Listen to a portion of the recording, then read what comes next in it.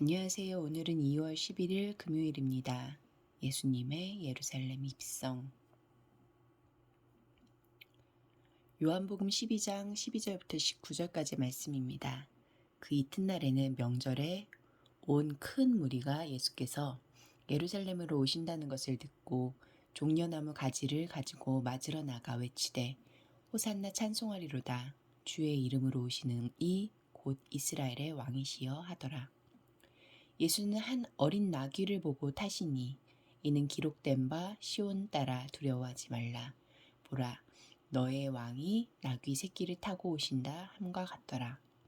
제자들은 처음에 이 일을 깨닫지 못하였다가 예수께서 영광을 얻으신 후에야 이것이 예수께 대하여 기록된 것임과 사람들이 예수께 이같이 한 것임이 생각났더라. 나사로를 무덤에서 불러내어 죽은 자 가운데서 살리실 때에 함께 있던 무리가 증언한지라. 이에 무리가 예수를 맞음은 이 표적 행하심을 들었음이러라.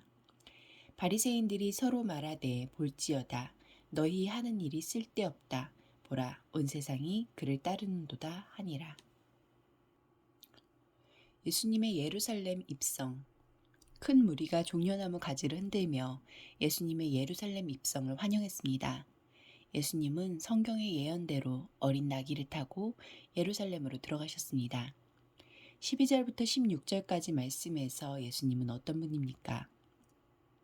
호산나, 이제 구원하소서를 외치고 종려나무 가지를 흔들어 환영하던 군중과 예수님이 타신 어린 나귀는 어울리지 않습니다. 사람들이 예수님께 바라던 일과 예수님이 하시려는 일이 얼마나 다른지를 보여준 장면입니다.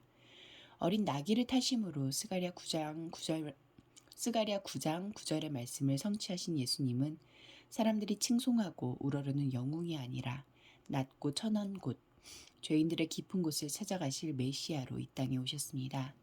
사람들의 기대와 환호에 부응하는 모습이 아니라 그들의 그릇된 비전에 도전하고 환상을 깨는 모습으로 오셨습니다.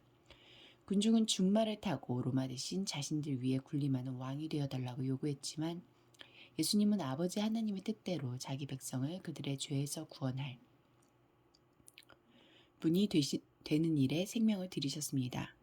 내 환호와 찬양은 나를 골고다까지 주와 함께 오르게 하는 고백입니까? 17절과 18절 말씀에서 나에게 주시는 교훈은 무엇입니까?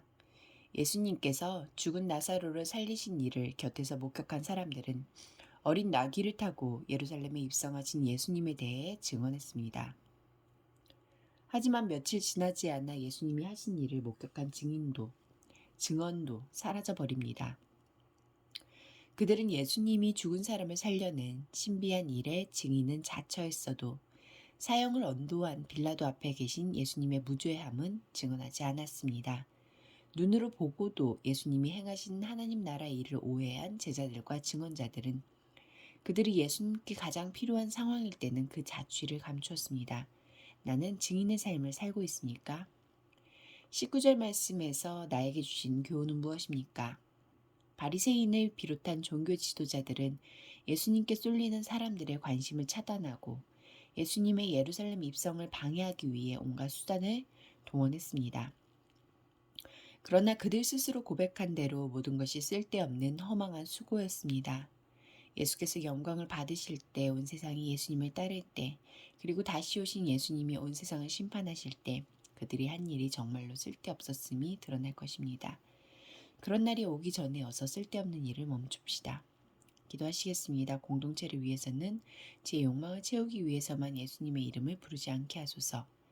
열방을 위해서는 미얀마 국내 로힝야 난민 캠프에 거주 중인 10만 명 이상의 사람들이 코로나19의 장기화로 일자리를 잃고 식량 위기에 처했다.